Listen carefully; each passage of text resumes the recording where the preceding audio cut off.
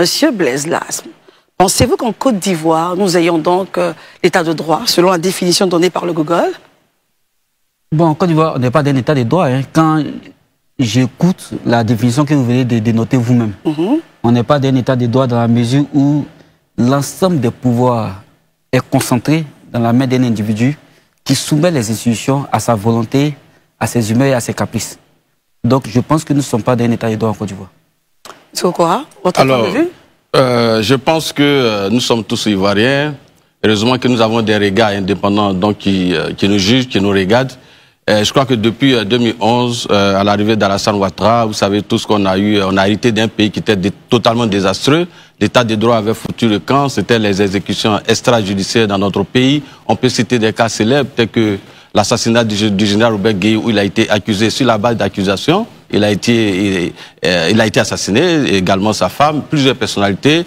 Il n'y a eu aucun début d'enquête. Ça, c'est pas un état de droit, mais c'est un état sauvage. Mais depuis l'arrivée d'Alassane Ouattara, il a déployé les efforts afin que nous soyons véritablement dans un état de droit. Et si aujourd'hui, mon ami frère Blaise Lasme et moi discutons, c'est parce qu'il y a eu donc des politiques qui ont été mises en place dans le cadre donc, de la liberté d'expression, ce qui n'existait pas avant. Avant, on n'avait pas ces télévisions qui donnaient la parole à tout le monde. Mais vous pouvez avoir des indicateurs aussi que vous pouvez regarder sur Google. Lorsque nous arrivions au pouvoir, en termes de liberté de presse, nous étions à la 155e place. Aujourd'hui, nous sommes à la 53e place au monde, sur 180 pays selon Reporters sans frontières.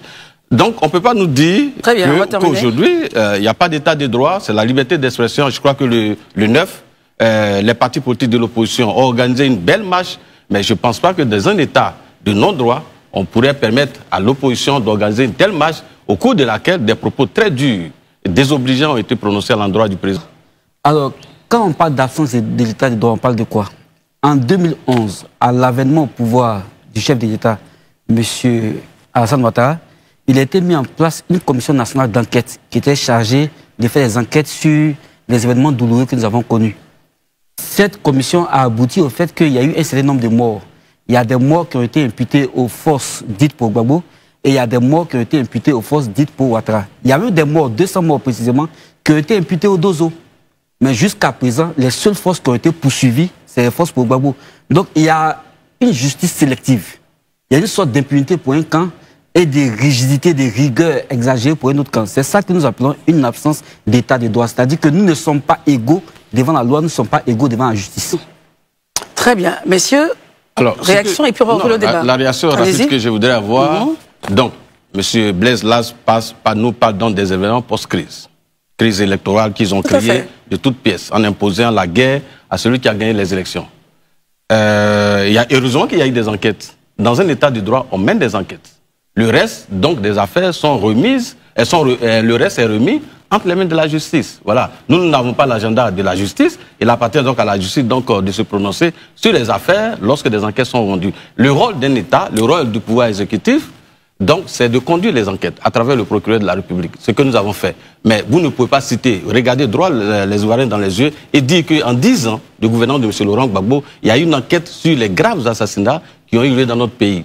Camara H a été assassiné, il n'y a eu aucune enquête. Même le ministre Bogadou a été assassiné, aucune enquête. Jusqu'à présent, personne ne sait ce qui est arrivé au monsieur. Mais ça, ce n'est pas un état de droit. Nous avons mis en place aujourd'hui, 15 ans après, nous savons très bien qu'à partir de 2011, compte tenu de la crise post-électorale que nous avons eue, la situation était vraiment délicate. Vous n'en avez pas idée. Mais 15 ans après, faisons l'analyse et l'évolution de l'état de droit dans notre pays. Aujourd'hui, dans notre pays, personne ne peut commettre des bêtises sans être arrêté. Seul article qui a été ajouté, qui est nouveau, dans la Constitution de 2016, c'est l'article 74. Il vous dit si le président de la République a l'initiative des lois concurremment avec les membres du Parlement. Sinon, tous les autres articles ont été repris in extenso de l'ancienne Constitution. Mais quand on regarde ces articles consacrent l'absolu pouvoir au président de la République. Ces articles-là, que ce soit la Constitution de 2000 ou de 2016, consacrent l'absolu pouvoir au président de la République. Est-ce que vous ne pensez pas que ce soit sous le régime de Laurent Gbagbo ou que ce soit sous le régime d'Alassane Ouattara, vous avez contribué à faire en sorte que le président soit pratiquement un demi-dieu sur l'État de Côte d'Ivoire? Action. Merci beaucoup. Alors, avant de revenir sur la préoccupation d'Élysée, je voudrais d'abord revenir sur celle qui a été posée, la problématique qui a été posée par M. Kokora.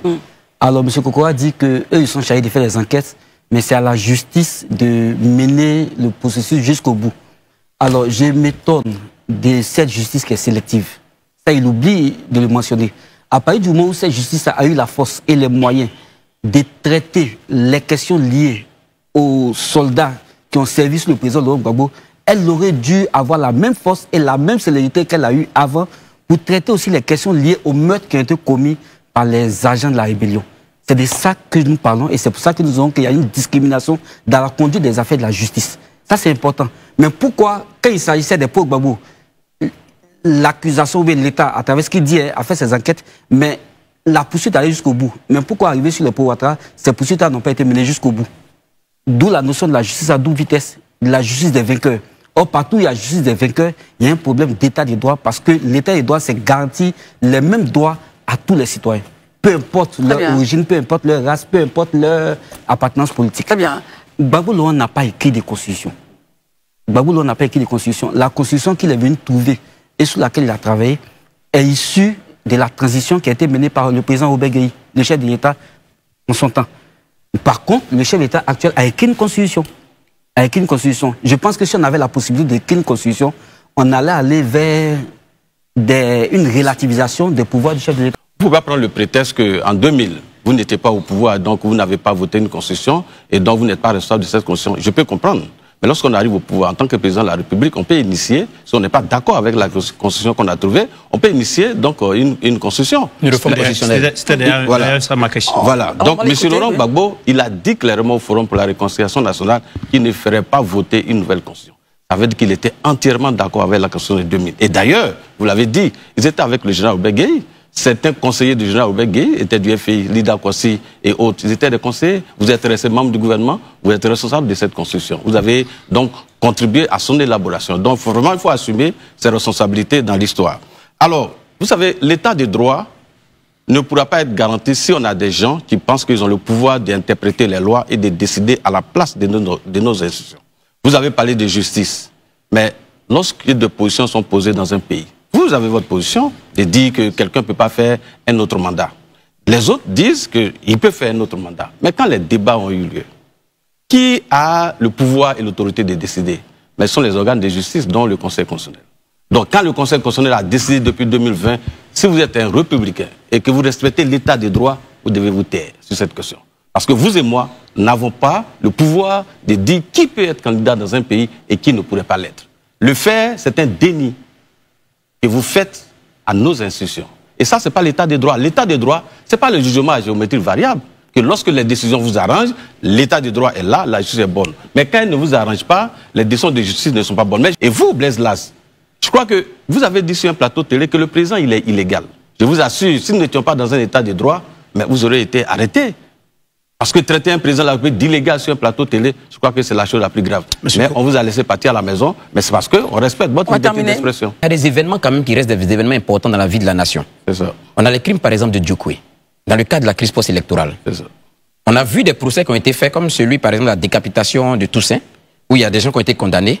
Mais jusque-là, qu'en est-il de la situation de Djokwe, où en une seule journée, près de 800 personnes, selon les organisations des droits de l'homme, ont été exécutées? On n'a pas encore eu de suite. On n'a pas encore eu de jugement. On n'a pas eu des personnes condamnées.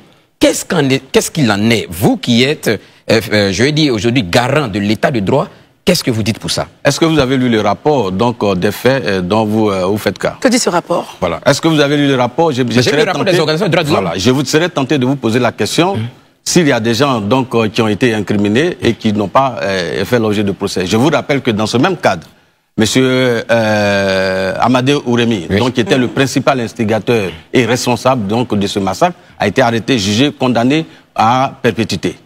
Donc, il y a eu un jugement sur ce cas. Et tout le monde nous reconnaît, vous prenez les rapports, il est clair. Il est le responsable donc, de ces crimes à Djokwe. Donc, il y a eu un jugement. Allez-y. Il y a eu une commission de réconciliation et vérité qui a été mise en place, dirigée par Feu, l'ancien Premier ministre Bani, qui a fait un rapport.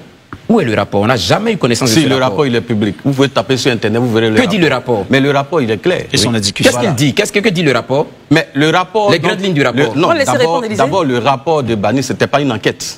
C'était un rapport pour conduire le processus de réconciliation nationale. Oui, je n'ai pas dit c'est une enquête. Voilà. Donc, le processus de réconciliation nationale est clair. Il a mis en place un ensemble donc, de mécanismes pour ramener la paix dans le pays. D'abord, le retour des exilés, le dégel des avoirs. Je rappelle à toute fin utile qu'il y avait près de 300 000 réfugiés, donc, que ce soit au Ghana, au Bénin et partout. Mais ils sont tous revenus aujourd'hui. Parce qu'on a exécuté donc, les recommandations de Bani. Il y avait le dégel des avoirs. Je rappelle que même les Katina Koné, qui ont fait 10 ans à l'extérieur, quand ils sont revenus, il a réintégré, sa fonction.